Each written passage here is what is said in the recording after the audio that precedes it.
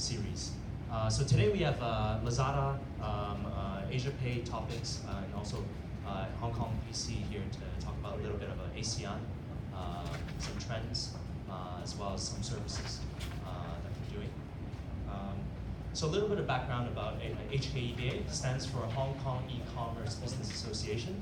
So this year we were fortunate enough to get funding from the Trade and Industry Department, Hong Kong government, to run 12 seminars. So Trade and Industry Department, also we in partnership with a lot of supporting organizations, and also we want to thank today for Explorium, Li and Feng, for using this place. And here's a little bit of the past events that we had. So we've done some events with Google, New World, Asia Ray, Amazon, and subsequently for our next one, we will be doing it with eBay, Chow Tai Fook, and Walmart. And so their general managers will be speaking at the Victoria Dockside. It's the new building that New World developed near K11. So today's speakers, we have Joseph from AsiaPay, Terry from Easy Post, he was former general manager at Lazada, and Nelson from Hong Kong Productivity Council. And so I think we'll take the photo a bit later. So first up we have Joseph. He is the CEO of AsiaPay, founded in 2000 of August. Right? And they are one of the forefront payment gateways in Asia. They're in 12 countries and have 16 offices. So let's welcome Joseph.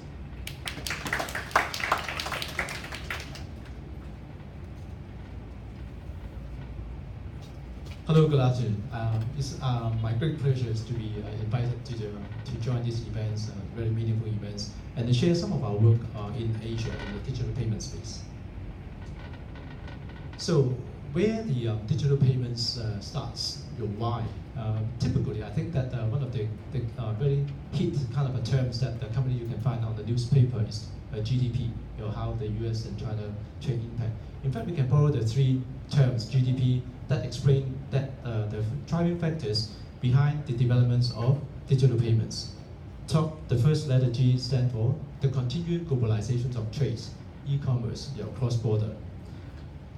Second, the D characterized by continued digitalizations on the merchant side and also on the consumer side.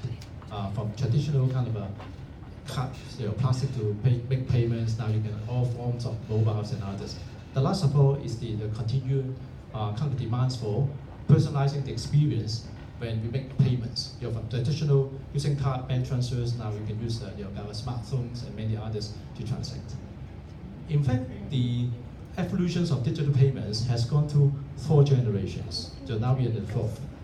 In the old days, when we talk about digital payment, we start using cards, physical payment cards.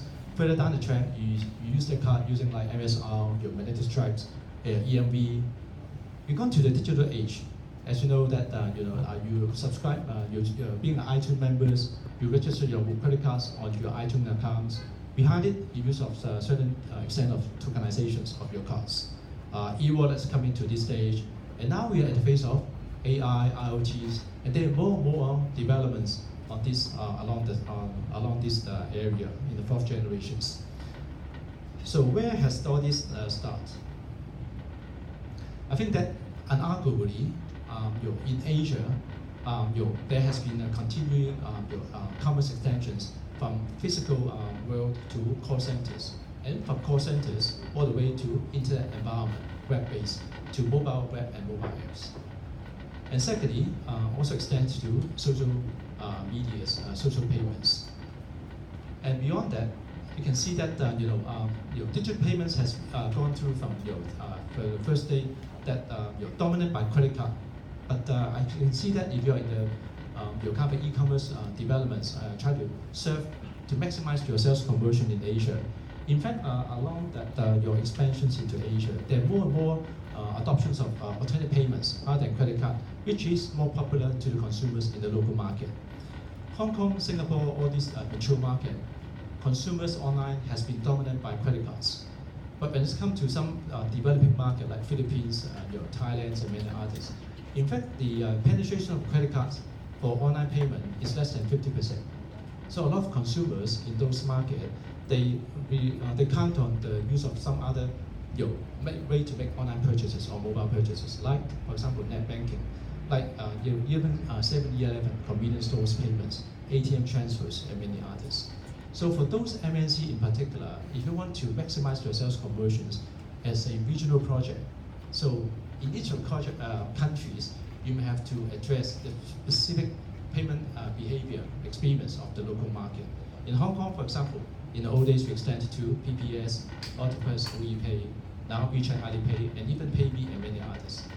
But in each of the other markets, you can see that there are many others of PayMe alike, WeChat Alipay alike in those markets. The topmost of all is that Hong Kong has been driven by a lot of new evolutions of new wallet payments. As you can see that from PayMe, WePay, JetGoPay, and many others. In fact, there are also similar kind of developments in each of the Asian market. As you know that for those who do not prepare to use credit card to online payment, and also that some of the merchants, they don't have the privilege to have a terminal to accept credit cards. And now it's getting a very heated storm that consumers and merchants equally like the adoptions and use of wallet payments. So the first developments of the whole Asia is driven by continued evolutions of new forms of digital payments. The second dynamic of the continued evolutions largely is because of the coming of age of some more advanced payment infrastructures developments. Traditionally, when we talk about payments, we are talking about authorizations, clearance, and settlements. So someone paid on the terminal, paid to your website. At the end of the day, your merchant, your website, will submit the file to the bank, and the bank next day pay your merchant account. So that's the whole cycle of payments. Behind that, in the old days, that all these inter-bank or inter-organization settlement largely is driven by ACH, the bank account system, or credit card systems like Visa, MasterCard, or cross-country like SWIFT ones. But because of the demands for a more new form of emerging way to pay each other, there are more and more new infrastructure domestically driven by banks and other consortium.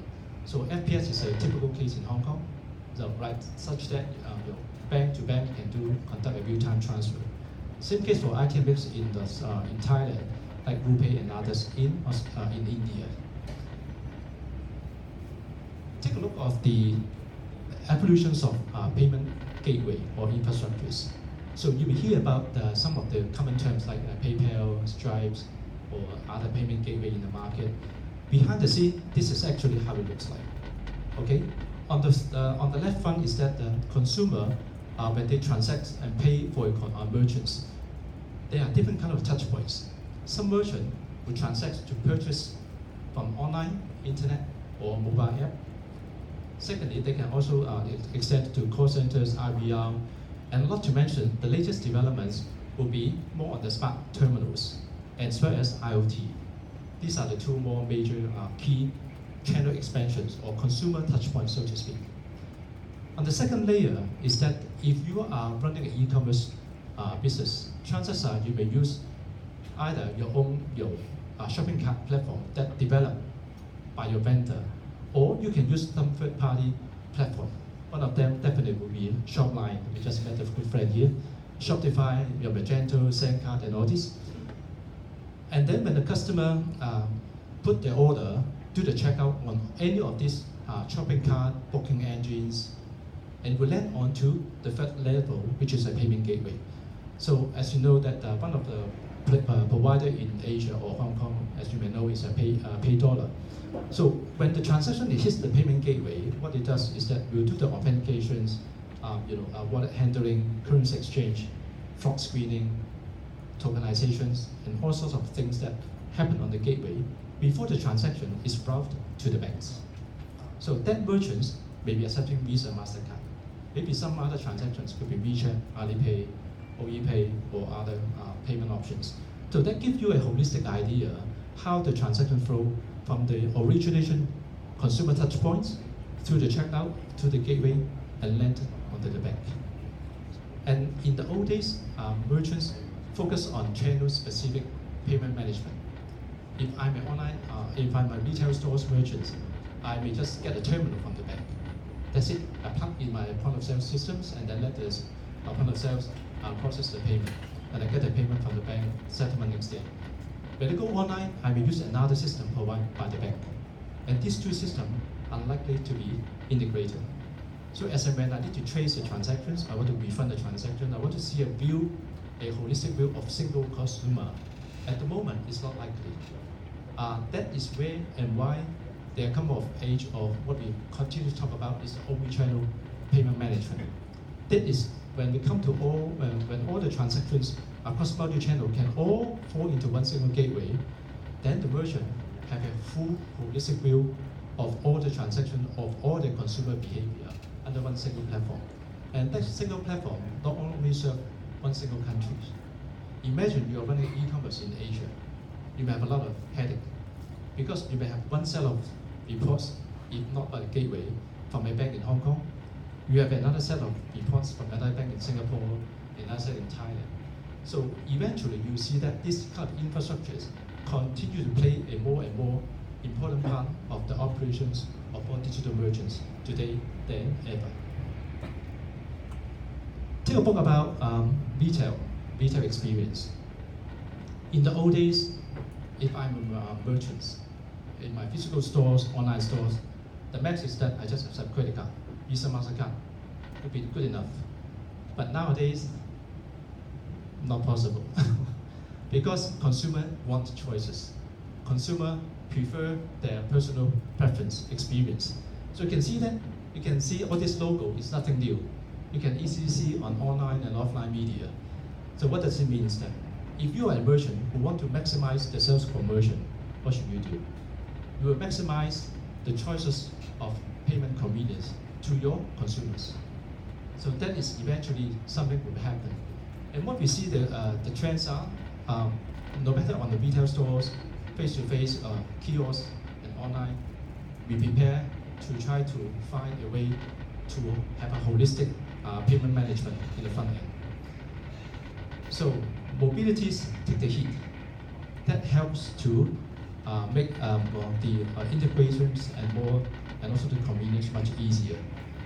Typical case is that you can see that in the future, using a phone, maybe in the phone you may have tokenized your card like Apple Pay, Samsung Pay, Android, and others. You may have load your OEPay wallet. You can have other wallet load on the phone. Hopefully, eventually, when you shop locally or we shop overseas, you can use the same phone. You can pay for physical retail payments. You can even go for convenience store and unmanned cashier, unmanned checkout, like in cases like US and Australia. So that has been happening. There are more and more of these kind of integrations and convergence to make the merchant much easier to handle payments. Apart from the better experience of the retailers or better consumer in the retail payments, I think that unarguably the biometrics stormed the market. I think it has been taken high attentions driven by successful case in China. Last November 11, 60% of the transactions on the Gongbanji are biometric authenticated. Biometric means not from other source.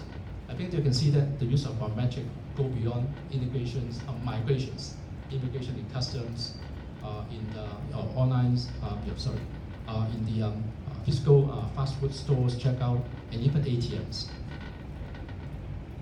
In Asia, there are more collaborations. If I'm a wallet user in Hong Kong, I want to use that wallet overseas, right? Too good to be true if that it happens now. WeChat Alipay customer, when they come to Hong Kong, they can use their WeChat Alipay wallet. Same case in like in Hong Kong, for example, we use PayMe. Hope that one day when we travel overseas, we can use the same wallet. And there are more and more collaborations in between wallets in Asia. So you can see that some of the reference cases like the EasyLink in Singapore, partner with Malaysia and also like PayNow and work with Thai PhonePe. So these are the trends. So in one day, whether there will be a consortium to integrate all this into one single platform to conform to a universal QR standard, that could be a potential reality, and some players are working on this to come together. Beyond the typical payments, some of the payment ventures venture into the use of blockchain technologies. So you can see that when we talk about blockchain adoption is payment, largely is dominated by cryptocurrencies, right? Bitcoin and many others. So those who invest in the Bitcoin, you have some good return over it reached now back to 10,000 US dollar. But it doesn't stop the adoption of Bitcoin only for stop the blockchain adoptions only for crypto. We do not talk about the Facebook Libra project yet because there are lots of controversial talks at this moment. But the typical case is that, like Singapore Airlines, they use the blockchain technologies to allow that some of these, the loyalty points, converted into some equivalent credits, such that this kind of a crypto credit can be used for retail purchases down the line. So you can see that more and more these happenings, the adoptions of blockchain and the use of these for maximizing monetary transactions beyond card and banking transfers. After all these advanced technologies, so where are the digital payments heading? As you can see that these are the 9 common discussed developments of digital payments. For those who are in the startup area, I think that you may be making a fortune in any one of these. I think the top of all is that being a payment company, or for those merchants who are looking for planning for the futures, I think you cannot neglect the coming of age of the open banking, open API, virtual banks, right? Because the banks will open up API for you to access more bank provided informations, transaction histories, and also applying loans and whatsoever. Second box on the first row will be tokenizations. As you know that when we talk about payment, one of the most concern of all is how secure is your storage of payment informations. We don't want your company to be a headline on the newspaper that 1 million card has been compromised, right? You never want to be. In the old days, tokenizations happen on the payment gateway, but now card scheme want to take it one step further. They will now deploy what they call a card token cloud. So all the card informations of issuing bank will be updated on the cloud. Merchant checkout link up with the payment gateway and exchange with the payment gateway. And the payment gateway now do not store the credit card anymore. Will use the token to connect to the Visa and MasterCard cloud. So it's much safer, convenient, and also some other benefits down the line.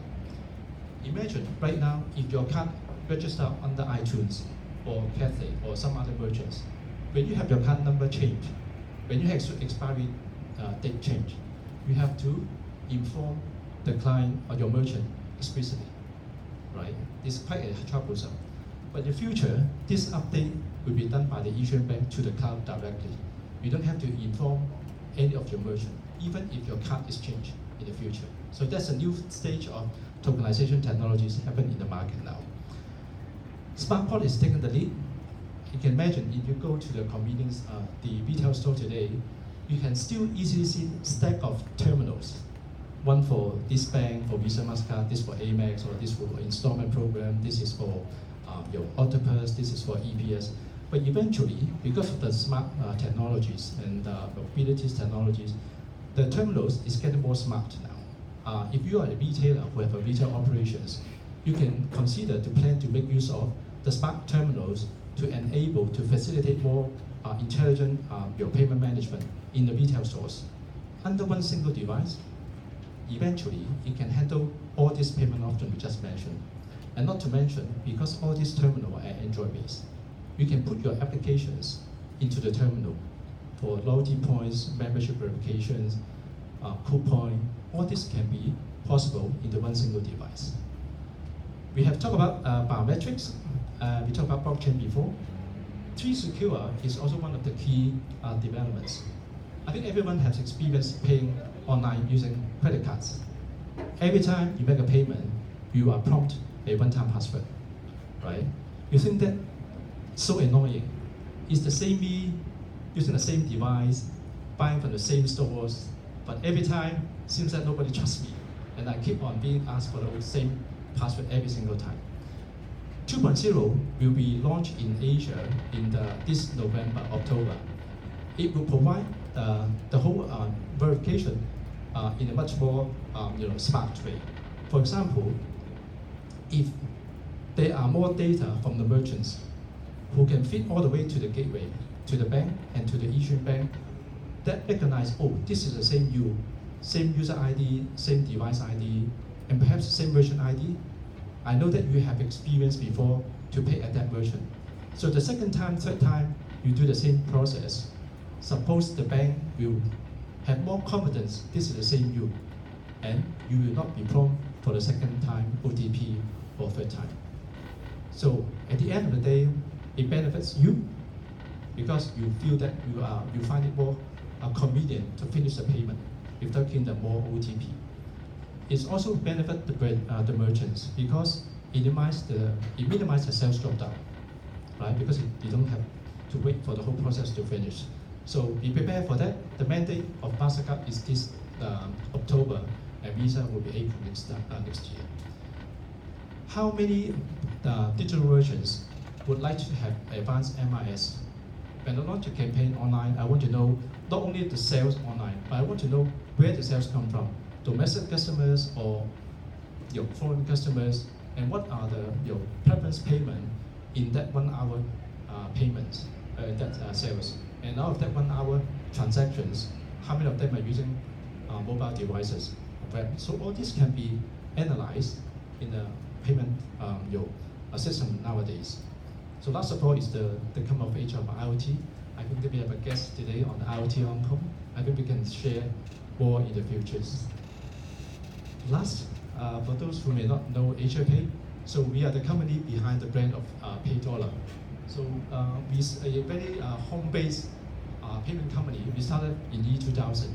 So we built a couple of brands like PayDollar, and we operate around 12 markets now. So in case you have your business who want to expand into Asia, in any of our country, in all these countries, so we are more than pleased to share our experience to your company support and guide you in processing the payment in the most cost-effective fashions. So the payment gateway not only limited by routing a transactions from your website to a bank. We built these whole infrastructures for merchants. Because at the end of the day, a merchant would like a holistic solutions for them for their regional business, so that they can have the choice of their preferred bank to work with and the alternative payments they want to work with and to provide to the consumers. And a lot of these bank connections, not only on the acquiring side, but also on the issuing bank side, to facilitate online like 分期付款, installment, loyalty points redemptions, and all this. So that pretty much my short brief of some of the latest developments of digital payments in Hong Kong and Asia. Thank you so much.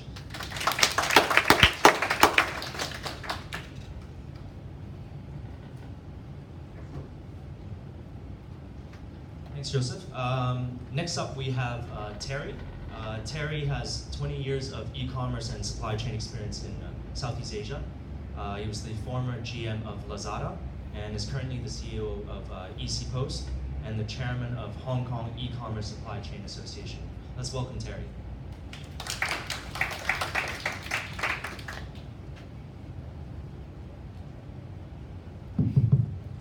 Wow, ladies and gentlemen, good afternoon. You know, I'm very excited because today we are going to talk about a very important topic. I said this topic for the next 20 minutes of time is about cross-border supply chain innovation in the new retail era, excellent solution for the leading brand to win business in the Southeast Asia market. This is a very big topic here, supply chain, the new retail, and also Southeast Asia. That's why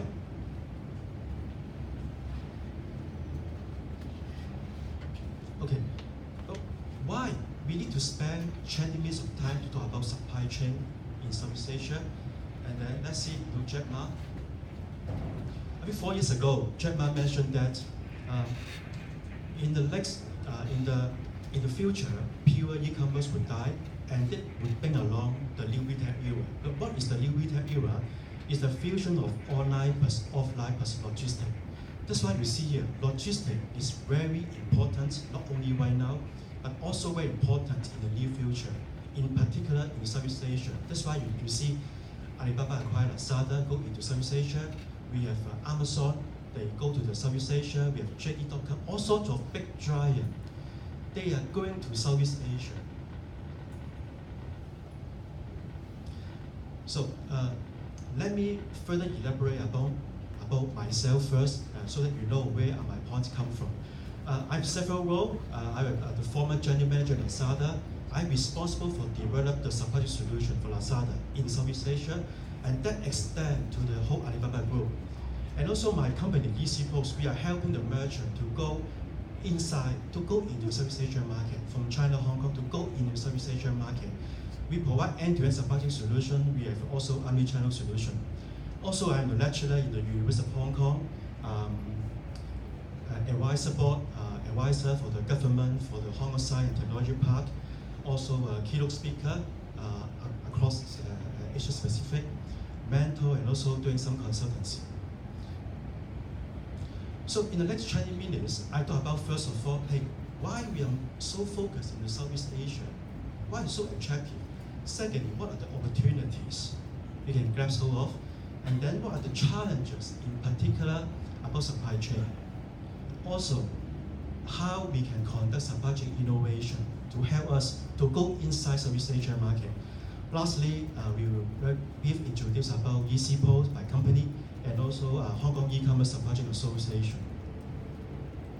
Okay, before I move on, may I know, are there anyone who already have doing business in Southeast Asia, or you guys are going to do in Southeast Asia?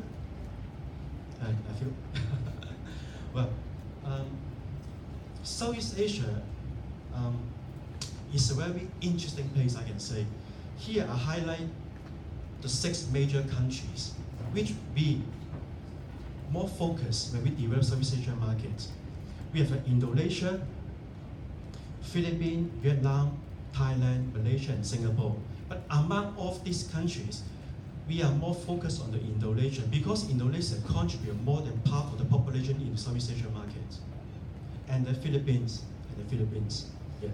Also, we have the other smaller Southeast Asia countries, which we are not really focused at this moment. Okay, here I elaborate. Hey, why Southeast Asia is so important for force perspective? Okay, at your left-hand side, top left-hand side. Okay, as I mentioned, the population 6.5 million people, more than that right now in Southeast Asia. And amount of this, Indonesia contribute to half of the population. Very huge population. Secondly, their GDP growth is quite high. 8% around that is quite high, pretty high, Southeast Asia. And then at your right-hand side, there are lots of middle class. They're coming out, which they have a very high buying power. And at your here, also there we have some e-commerce accelerators. First of all, it's about the mobile commerce. People in Southeast Asia like to use mobile phone. They spend a lot of time to go to the internet for their mobile phone. And also, a lot of Southeast Asian government, they have a lot of policy right now to help the Southeast Asian countries to develop the e-commerce market. A lot of policy that I will elaborate more later on. And then at your bottom right-hand side, here I highlight is the percentage retail made online. Okay. For China or even US, we are talking about 10 to 50%. Wow, pretty high, right? Pretty high. But in Southeast Asia, except Singapore, which is a little bit higher, say around 7 to 8%, basically all the Southeast Asia countries, the percentage retail make online is well less than 2%. Okay, well less than 2%. So you can imagine there's a very huge potential to grow e-commerce in Southeast Asia, up to 98% except Singapore a little high. Very huge potential. Okay, but what are the challenges for us to do the e-commerce? Here I would like to highlight the cross-border e-commerce, because a lot of research found that the growth of the cross-border e-commerce is much higher than the local e-commerce. And you can see here, when we talk about cross-border e-commerce, we more focus on the custom clearance. Because right now in Southeast Asia, one of the big challenges is about the custom clearance. Here I highlight, there's a term called de minimis value. For those who are not familiarized with supply chain or custom issue, let me elaborate. De minimis is a value, declared value for custom. Below this value, basically, no duty and tax and or VAT need to incur. Above this value, most likely have duty and tax and VAT need to incur. You see across the Southeast Asia, they have different de minimis. For example, Indonesia right now is US 75. Let me elaborate it using the Indonesia as example. 4 years ago, can you guess what is the de minimis value? If you send something from overseas to Indonesia, it's about US 50. That means what? If I sell any product to Indonesia, most likely it will incur duty and tax because the de minimis value is so low. It's only US 50. That's why when I was in Lazada, when I was in Alibaba Group, we went there, we talked to the customs, saying, hey, can you increase the de minimis value higher? And then, okay, fine. They increased to US 100. Wow, it's a win-win situation. You can imagine. If I am a consumer, I can buy more from overseas without the need to incur duty and tax. If I'm a merchant, say in Hong Kong, I can sell more. And if I am a service provider, supply chain service provider, I can ship more. It's a triple win situation. But after that, a lot of products go inside Indonesia. That's why they decrease again back to US 75. I can say US 75 is not that much. It's not that much. That means a lot of product you brought overseas, most likely that incur duty and tax and VAT. And also, the custom over there, the assessment about this duty and tax is still very subjective. The lack of a clear guideline. And also you can see, if you want to do business e-commerce in Southeast Asia, every single country, they have different de minimis and different assessment rule. That's why it is very big challenges for people who would like to do business in Southeast Asia. And also you can see the import duties and even the VAT is quite high. Depends on the product, maybe from 7% up to 30%, depends on your products. Okay, well, say if I want to do e-commerce in Southeast Asia, basically there are three ways. The first, you can make use of those marketplaces, such as Lazada, such as Shopee. Yeah, I will elaborate more later. Second way is you build your own website and then you do business in Southeast Asia. But of course, there are pros and cons. I'll elaborate more. The third is you can make use of local partner. There are some local partners in Southeast Asia help you to do the e-commerce. But okay, see here. Let me use example of my previous company, Lazada. Okay, what is this about? Okay, it is a typical e-commerce marketplace ecosystem. You can see here we have some basic building blocks. Okay, at your right hand side we have a payment solution of what Joseph just mentioned. Payment solution. We have logistics solution, and then we have a category solution. Category solution means how you sell your product locally or cross-border. It's very different. And also we have seller solution. Many different kind of ERP system. How you link up with your merchant. how they place the order. They are highly integrated together by data technology. It is a typical e-commerce marketplace ecosystem. Why they need to have this system? Because they have to equip all this when you do the e-commerce. Okay, as I mentioned, the first way, if we want to do e-business in Southeast Asia, okay, we make use of this marketplace. Lazada is one of the leading, I can say. They already equipped with all these building blocks. It's very easy for you to go there, okay, because you don't need to build the solution by yourself. They have already. Very easy to go. But the drawback is, I think for 3 to 5 years, it is more easy. Hey, if I'm a seller, if I'm a merchant, it's quite easy to sell on Lazada or Shopee. But right now, it's getting more and more difficult because there are more requirements in terms of, hey, for example, they may require you to have several years of an e-commerce experience, or you have to have some minimum SKU, for example, 200 to 300. Same as Tmall, I can say. I tell you, same as Tmall, same as Amazon, same as Lazada, same as Shopee. It's getting more and more difficult to start off. But what is the difference between Lazada and Shopee is, in terms of supply chain solution, Lazada is compulsory for you to use their supply chain solution. It's basically mandatory. But for Shopee, it is up to you. Once you have the order, you can by your own ways to deliver the packages, say from Hong Kong to the Southeast Asia. It's up to you. It's a little bit different model. Lazada is more B2C, but for Shopee it's pretty much C2C, a little bit different, depends on your product. And also Shopee, not only for Southeast Asia country, they have Taiwan as well.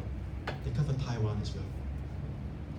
Another drawback is a lot of this solution, say for by Lazada, is very generic, very standard, unless you are a very big company.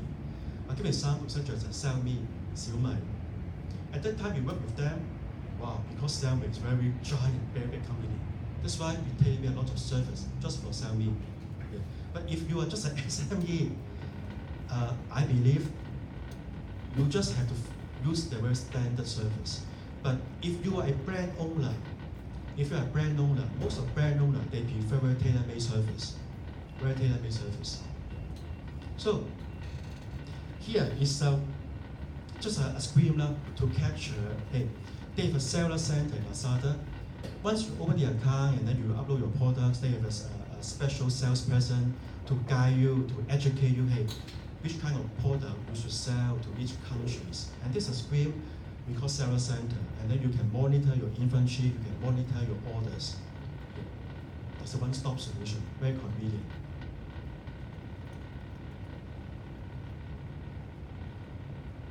Okay, but no matter what, okay, if for Lazada, if you sell on Lazada, as I mentioned, they have all the solution for you. You don't need to worry about the supply chain solution. But if you build your own website, or you use your partner, your products have to be shipped from, say, Hong Kong to Southeast Asia. And no matter what is your role, the products have to be stored, have to be picked and packed. That's why we believe in the future, the warehouse is the central point of everything. The warehousing is central of everything. You know, in the past, people like to buy very small commodity, normally under 2 kilograms. But right now, consumers like to have more choices. You can imagine, hey, right now I can buy furniture, or even cars, or garden products on the internet. And if normally the way to ship all this is by air freight, but how can you imagine if you ship a car, you ship a furniture by sea, by air freight, it's very expensive.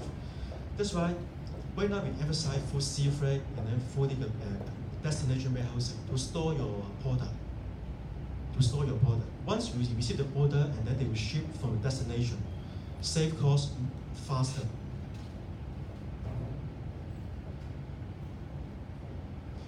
So if you make use of other 3PL company to help you to do a supply chain solution, you have to discuss with your 3PL company, saying, hey, where I should have my warehouse to store my product. I'll give you an example. I have a customer currently, they are a very famous Australian bank, they're doing shoe. they have some stock in Australia, and then they have manufacturing plant in China. And the major market in Southeast Asia is Indonesia, about 50%, 50. But they also have a market in Singapore, in Vietnam, in Malaysia. So the problem right now is, hey, where should I set the warehouse? Should I set it in Indonesia because their volume is contributed more than 50%? So how about the others? Should I set it in Singapore? Should I set it in Malaysia? That's why if we are a merchant, we have to discuss with your service partner, supply chain partner, to decide, hey, which mode should I use? Where should I set up my warehouse for the local fulfillment? Compare the cost, pros and cons, something like that.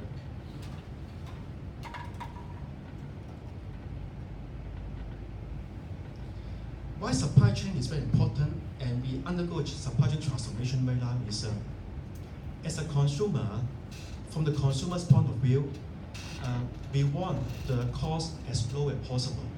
Secondly, we want the delivery as fast as possible, but we also want it more consistent. Try to think about if we buy something online this week, it took you 7 days to deliver. But next week, it took about 15 days.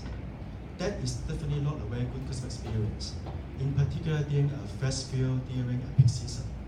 That's why when you set your supply chain solution, in particular for the delivery time, we emphasize more time-definite delivery, something like 10 to 12 days. A time-definite, day range definite, make it more consistent. Also, we need to draw a lot of data to create a lot of report to measure the performance. Also, customer experience not confined to the point where your consumer receive the packages. It starts all at the early beginning along the supply chain, from you place the order until the CS, customer service invoice, along the supply chain.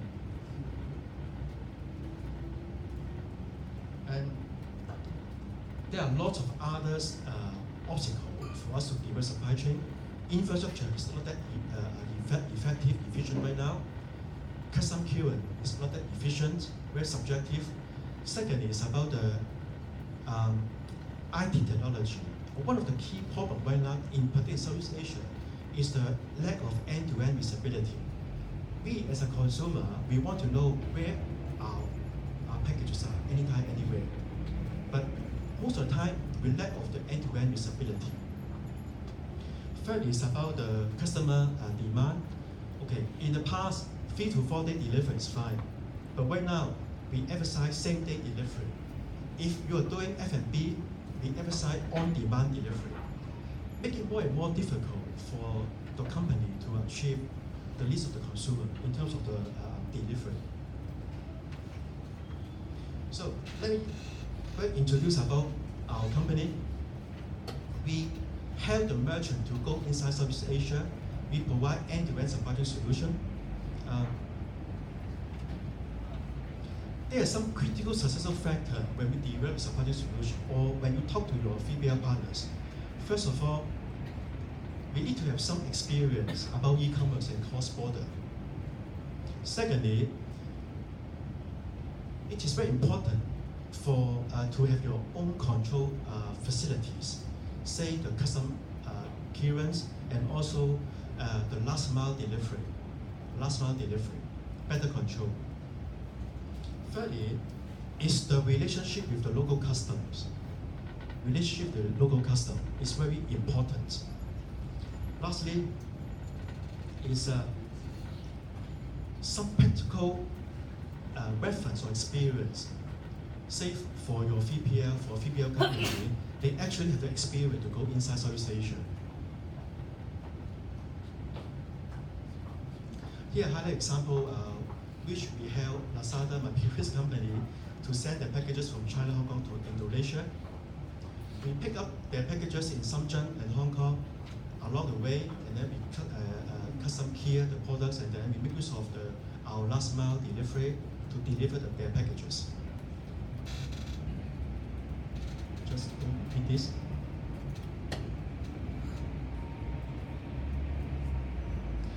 Okay, about About the Hong Kong E-commerce Supply Chain Association, we established back to mid of 2017, and when we can co-organize this event. We are the first and the only way in Hong Kong which tailor for all the leaders and executives who must work in the e-commerce and also retail industry, must focus on supply chain and also Southeast Asia oriented. And we have different kind of members. We have marketplace such as Lazada. We have vertical retailers, those doing say cosmetic apparel. We have international brand. We have some traditional retailers, and we have some related industrial as our advisor.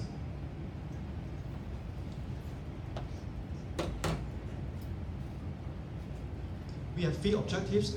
First of all, we do organize some forum and seminar, and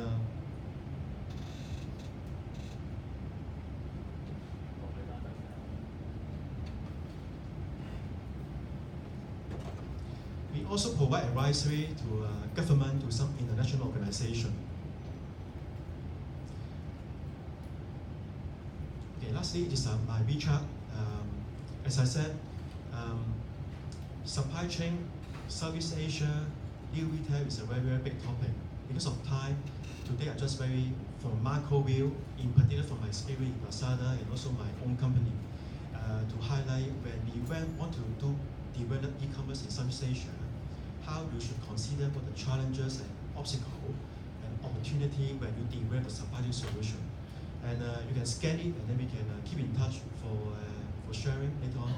Basically, it's my sharing today. Thank you.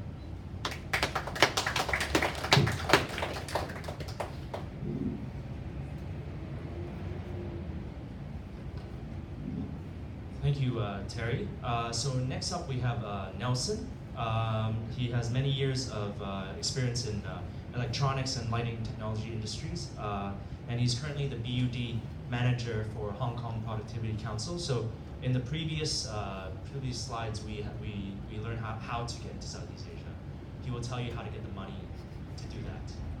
So let's welcome Nelson. Thank you, Alton, and thank you for the invitation. So, this is Nelson Mack. My name's there. Picturing myself. Nelson Mack from the BUD Secretariat, which is also the Hong Kong Productivity Council. What is BUD? Oops. The Bud Fund was first launched in 2012 through injection of 1 billion Hong Kong dollar by the Hong Kong government. Objective of the funding scheme, originally launched, is to help Hong Kong enterprises to apply B, U, and D. Oops. B, branding, U, upgrading, and D, domestic sales measures to do more business in mainland China. And today's topic is ASEAN, I understand. And that's why I'm going to go a bit further. And in 2018, a further 1.5 billion Hong Kong dollar has been further injected to the funding scheme. And the ASEAN program was created to cover additional countries. The 10 ASEAN nations, I'm going to try to memorize and speak up every single one of them. There are 10. Okay, let's see, let's count here. Brunei, Cambodia, Indonesia, Laos, Malaysia, Myanmar, the Philippines, Singapore, Thailand, and Vietnam. Okay. The funding schemes operates on a 50-50 matching mechanism. That means for project or project measures that enterprise pay itself, you will be getting 50% reimbursement up to a dollar amount, which I will state later on. So what are the BUDs now? The B is branding, and D, domestic sales. That was when there was only the mainland program, but now we would like to use the better term, developing sales promotion in the ASEAN nations. BD, sales marketing stuff, right?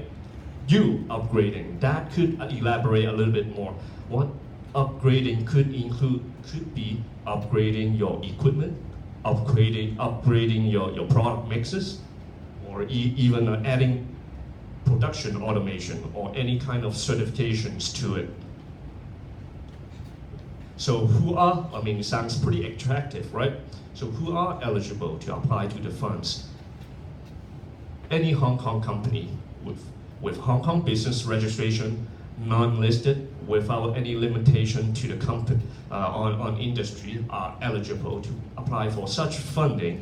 And we talk about the 3-tier eligibility system, which is the first tier is the company itself. I mentioned it should be a Hong Kong company, and also you should be showing its current ongoing business. What does that mean? That means we hope to be helping company which operates on a daily basis, not a shell company which would purely be doing investment. A lot of the companies in Hong Kong nowadays would be just owning a business registration to be trading like real estate, but we are trying to avoid that. So prove your business registration. A lot of times, what kind of proof would be doing the job? Like typically, we'll be asking for MPF, employer contributions records, rental agreements, sales agreement, that kind of documents, which would be objective. After talking about company, we'll be talking about the product and service. I think I may have mentioned that there's no limitation on industry or product. What am I talking about on a product and service? Now, there's eligibility about product and services. Well, we are going to be funding Hong Kong enterprise. We hope that the enterprise who will be doing more business in ASEAN or in mainland will be getting the correct certifications for those nations. For example, a lot in, you can imagine, let's say for a food company, for them to sell certain thing in Vietnam, there may be food labeling requirement. For electronics company, I've heard that there's an IoT company right here, electronics products, to get there should be safety compliances like the CCC certifications, which companies should be getting before they start selling those products.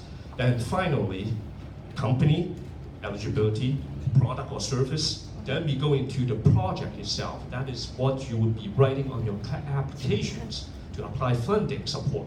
The project should be first, it should be related to either ASEAN or mainland. And second, it should have the 3 words, B, U, or D. You could choose any one of them or all 3 of them as part of your project's element. That sounds very complicated, but let's take a look at this interesting page. Is the maximum funding ceiling for the ASEAN program is 1 million Hong Kong dollar per enterprise, and the mainland program itself is 1 million Hong Kong dollar. Oh, does that mean and there's limitations on up to 10 projects per ASEAN program and per the mainland program that each enterprise can apply to? Wow, that sounds a lot of money, right? 10 projects, 1 million each, 10 million, 20 million, where can I get it?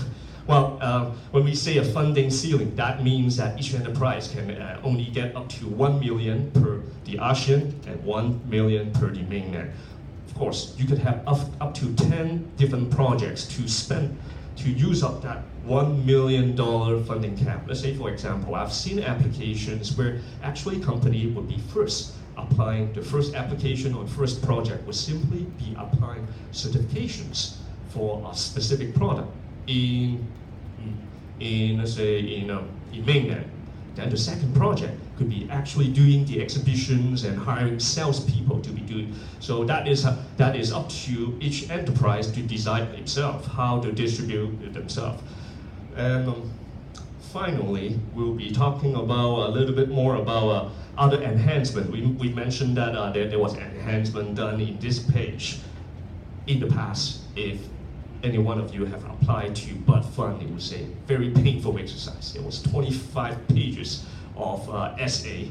It's like back to the it's called DSE right now, right? Yeah, it's like the public exam. You have to be pretty good at composition. Nowadays, we try to simplify the application process to make it more like would be a selection, would be a fill in the blanks. It's still about 10, 15 pages that you need to fill in the last 10 pages of survey.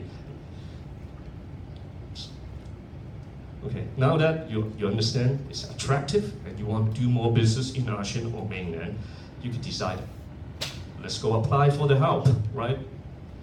There are the mainland and ASEAN program. When you go into our website to download application or guideline, choose the correct application first. Then once you choose that, there's more selections in there, one or two. By default, everybody would be thinking, gosh, one would automatically be the default, right? And in fact, type 2 is the default, meaning 99.9% of our applications are type 2. That meaning each one of the enterprise, they will want to do their own project. They don't need any other help or to investigate the market again. Then they will be filling that in their own application. When do we see a app type 1? Type 1 is when a company wants to find a consultant to be investigating the market, to be finding out what are the proper BUD to look for, to do more business in those nations. And you want to get funding from the government just to pay the consultant. Then you will be doing a type 1 project. And after you decide that, you would go into a choice or selection of with or without initial payment. I won't go into the detail since we are going to have a little bit of a network sessions later on to understand. But there are some options with initial payment and without, although it sounds a lot more attractive for with initial payment. There are some holdbacks, some difficulties, which we will talk about it after today's event. So now, you download your application, you think about what you want to do. What are typically funded? The application already contains quite a lot of project measure categories that you could, for you to consider.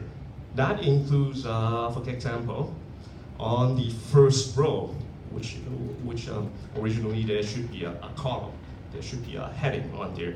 The left one, where you see a check mark on here, that should be ASEAN. The second column, that should be mainland, right? There is going to be a funding support. You could fill in the application saying that you want to actually open a new ASEAN business entity. Say I want to start selling something, I need someone locally to sell. Instead of doing e-commerce, you need someone there. Then you could set up office there, even hire people locally, salesmen locally in ASEAN. That's the first one there, additional manpower.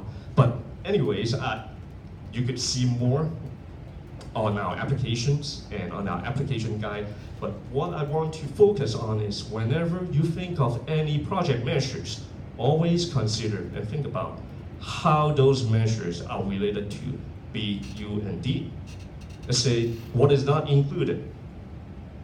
An accounting clerk in Hong Kong is not going to be helping you to find business in ASEAN, right? And ongoing rental in Hong Kong, well, is daily administration. So I'm going to talk about on the next page what are not fundable, which are salary of existing staff. Unfortunately, this is a funding scheme. Your application is almost like a purchase request. You should, before you start something, you need to apply for it. So existing staff, those are not, what are not machinery which have a daily operation use. Let's say iPhone. I use an iPhone to contact. It's the best sales machine out there in the market. Those are daily administrative tools, are probably not fundable. Sample, they're typically fundable, but if that sample is very expensive, that could actually become a good. We have made an example in there. The words may be too difficult to read all the way in the back. Diamond and gold rings, right? You want to request the funding scheme to pay for a diamond ring. Gosh, how much are they nowadays, right? The ladies are laughing. It could be more expensive, almost like a car, right? Yeah, those kind of sampled, which have a very high resale value, are not fundable. Promotion items outside of the mainland and ASEAN. This is, let's say, if you want to do an exhibition in the United States and say you are, well, there's going to be some Southeast Asian customers in those nations. Let's do it in the States, in Las Vegas. Well, it's not going to be fundable. It lacks that ASEAN elements. Trademark or patent outside of ASEAN or Hong Kong or mainland China. General traveling. That is always a question that I hear all the time when I even answer hotline nowadays. People call, well, traveling, those are the most expensive expenditure. I mean, the typical expenditure for you to go visit a customer to create sales. Unfortunately, we can't tell if you're going to Thailand to the beach to have a drink or actually visiting a customer. It's too difficult to determine unless those traveling expenditure is related to a specific exhibition that you're participating on. Otherwise, those would not be fundable. Important notice, which I mentioned earlier, let's say I may have mentioned earlier, let's say the certifications of the product. If you're a reseller of a specific product, you should have the license to cover the territory and other and etc.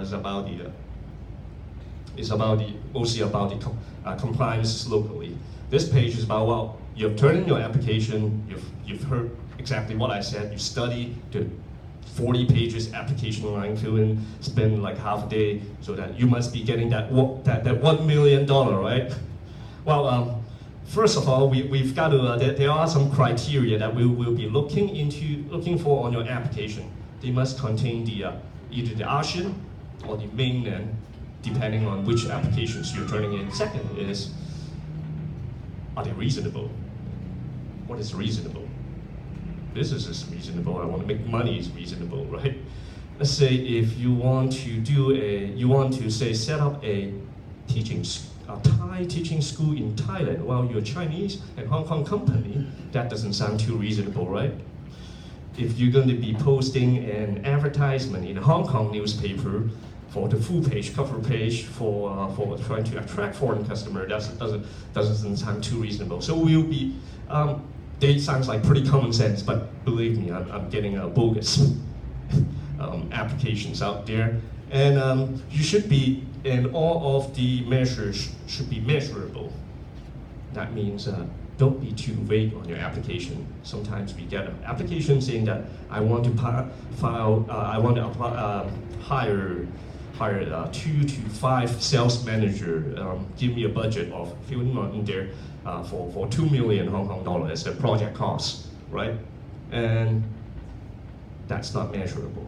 Tell us exactly number of staff, the salary you're expecting for each one of them, so we could see if it is a reasonable cost or not. Okay. Now that we've just gone through, this is the basic about the above funding scheme. We just only gone through the very, very basics on the vetting and on the application stage.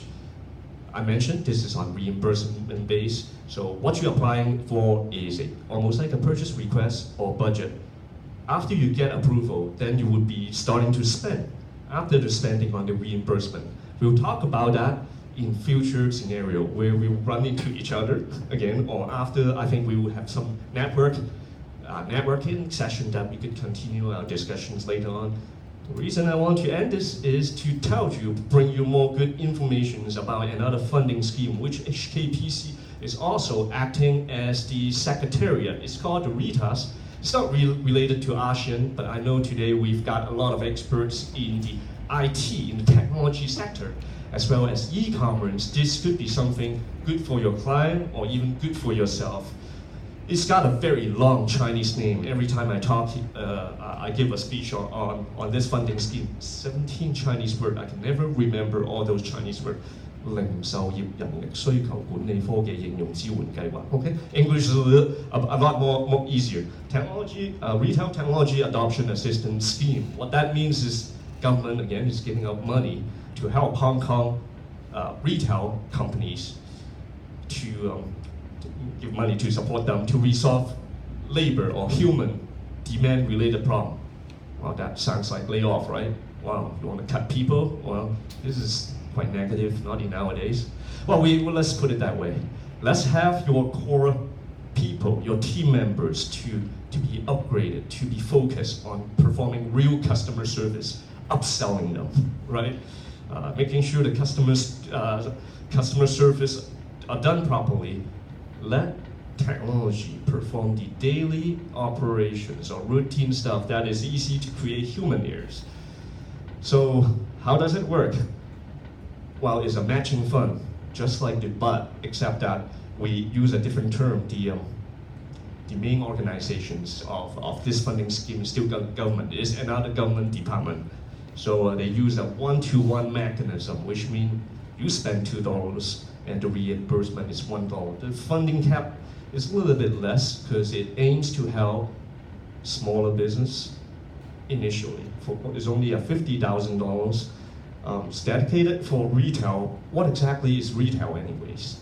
In the retest, in the funding scheme world, that means it should be the customer should be consumer, and the product itself gotta be countable products, not service.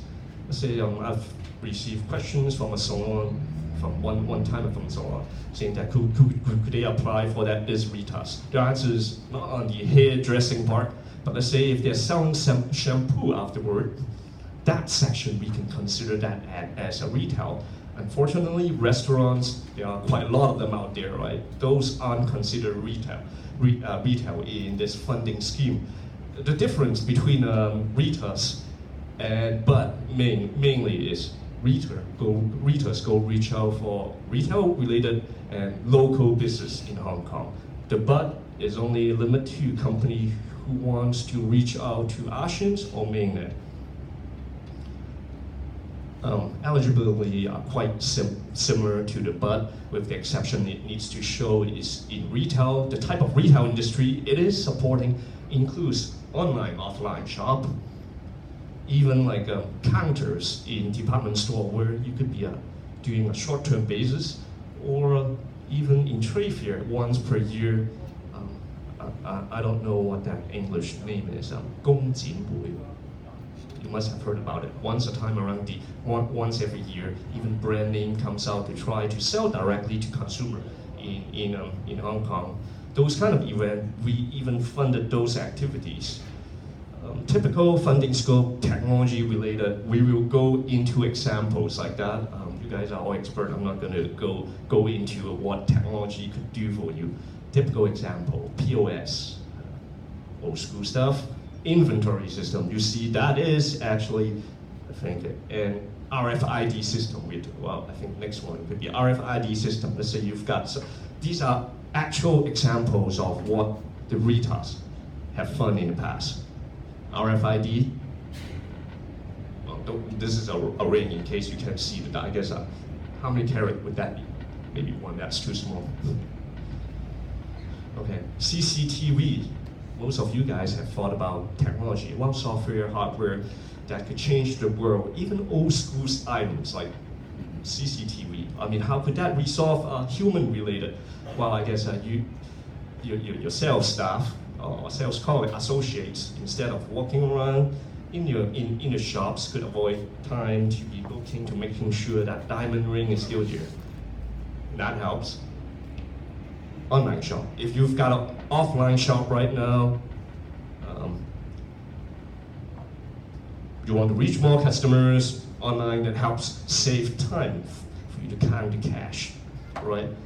HR system, well, I mentioned about the typical examples of what has been funded in the past. Let's see in fact, the application process is quite similar to the BUD fund. First, you apply for the app, you send in your applications, we do the vetting, meaning that the secretariat review, and we come back and tell you if it is approved or not. Then you start your exercise of purchasing.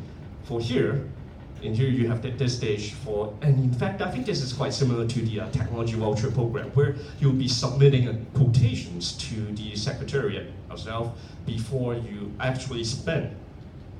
After you spend, you install, show us the proof of work, and there goes the money. Vetting criteria is basically reasonableness. Is it for retail? Required documentations. Those were on the guideline, and I won't go too much into the detail.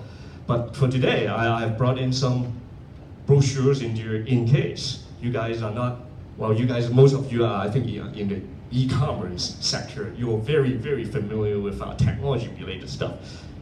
In case you want to show your customer what are typical examples on technology, what retailers could fund you, this is a guidebook, not for the not for filling in the retail application, but actually here to accept examples what technology could do to retail industry. That's on there. I didn't bring too many of them, but we could ask for we could send more to the association. And in here, there's another little. Sure, we could use a. You could telephone us. You could even fax. That's very old school, but we still have a fax machine these days. There's a WhatsApp number on there. In fact, you could fill in this application. It's not an application. This request for contact information leaflet and WhatsApp to us. This is more for retailers. For the Bufflin, let's stay after today's sessions for us to get to know each other. And I'll give the microphone back to Elton. Thank you, Nelson. So before we go into the networking, we'll do maybe like a quick Q&A. I think maybe one question per speaker, and then afterwards, if you don't get your chance to ask, you can reach out to them personally afterwards. So I think first up, maybe Joseph from AsiaPay, if there's any questions for AsiaPay. If not, for Terry, no, and then for Nelson. If not, then that's okay. Then let's just transition to the networking, and then for our next event, you could just look at the QR code. We've got the GMs of eBay, Chow Dai Fook, and Walmart e-commerce, all quite senior, and you'll be at the Victoria Dockside. So thank you for today, and please have some drinks.